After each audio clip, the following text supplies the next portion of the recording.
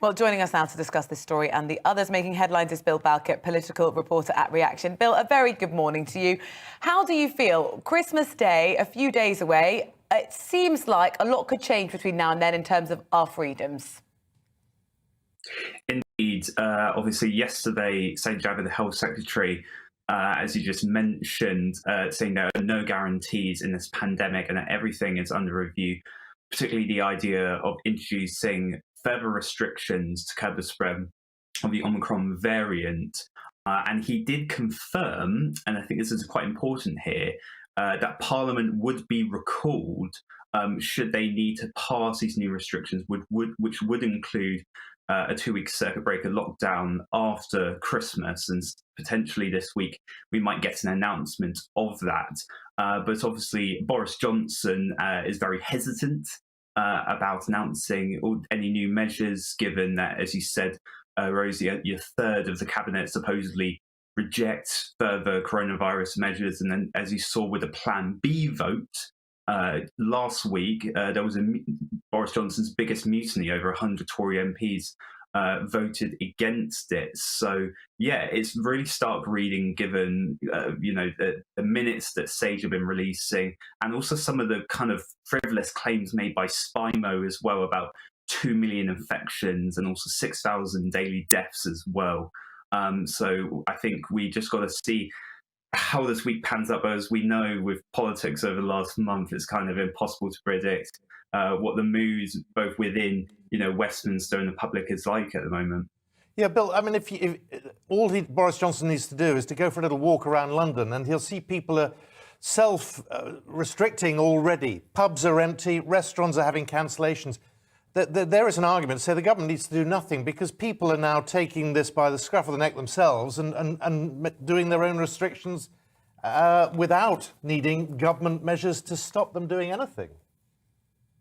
That's absolutely right, Simon. And I think what you saw with Boris Johnson is that he's hesitant, but he's trying to encourage the public to take a bit more personal responsibility to get vaccinated, to get tested. And the chief medical officer, Chris Whitty, telling people to prioritise their social gatherings. And understandably, you're seeing in the streets of London, it's so quiet for this time of the year.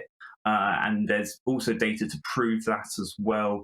A stark one comes from the British Pub and Beer Association, who last week said their takings in the city have gone down by a quarter, and then in the countryside have gone down by a tenth.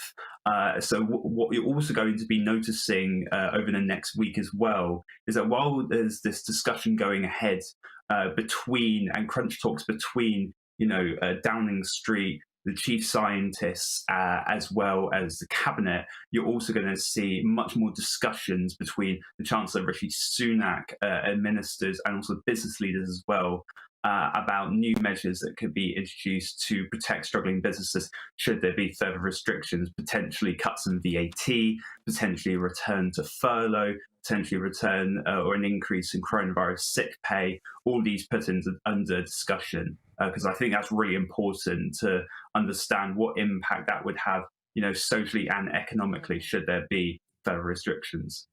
Talking about restrictions, Boris Johnson's job became even more difficult if he needed to impose those, because The Guardian released that photograph, we believe, that was taken in the first lockdown of a party of ministers, MPs. Party? That's not a party. Look, I've never seen a more miserable group of people in my life. And if you wanted a party, that is not a group of people I would invite. But it didn't... If it was at the date it was taken that we're led to believe by the paper, this breaks the rules that the government announced.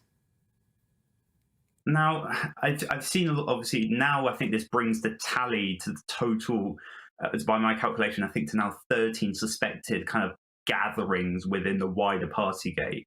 And obviously with this new photo, Downing Street claiming it's a work meeting, but you can clearly see that there's wine and spirits being drank outside of the garden, outside number 11.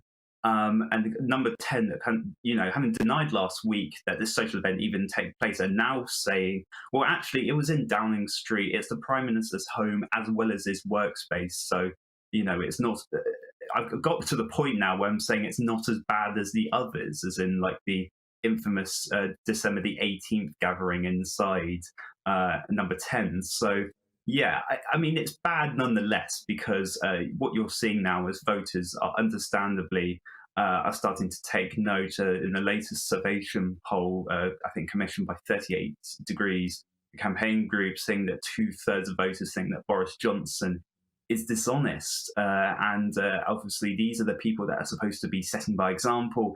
And at that same day, Matt Hancock, the then Health Secretary, was holding a presser telling people not to take advantage of the good weather. So I think you can read it in both ways, but I think nonetheless within, the wider, investigation into illicit parties, it's pretty bad.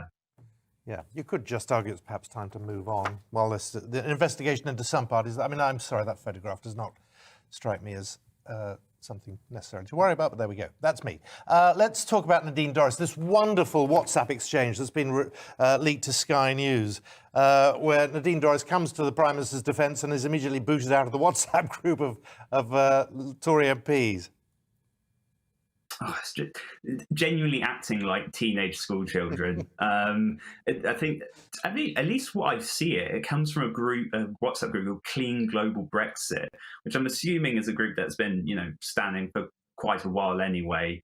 And I think Doris at that time, I think perhaps may have been a backbencher and the minister. I'm not quite sure of exactly when this group was created, but nonetheless, it's pretty hilarious. And I think the funniest was when eventually Doris got kicked out, and then you see a Bitmoji of Steve Baker putting like a thumbs up.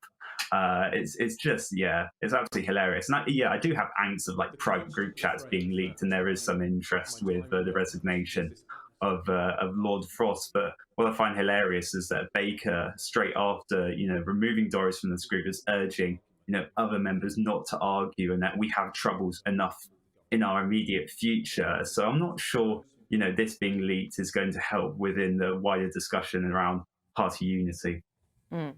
Very quickly, because you just touched on it there, Liz Truss is in place instead. What do you make of that appointment? Yeah, I think it's at least to me, I think it's an appeasement, at least for Brexiteers. Obviously, Lord Frost was very popular, among members in the government, and now it's a big test for her, because now she's got the Foreign Office brief, she's got the Women's and Equalities brief, and now she's got arguably the most difficult as the chief negotiator over, the sensitive Northern Ireland protocol. So we know she's a strong negotiator when it came to her, agreeing all those trade deals, when she was International Trade Secretary. So, let's see what happens. Well, it's great to see you as ever. Thank you very much for joining us this morning and bring a bit of light on what is another grey day. Thank you for your time. Lovely to see you.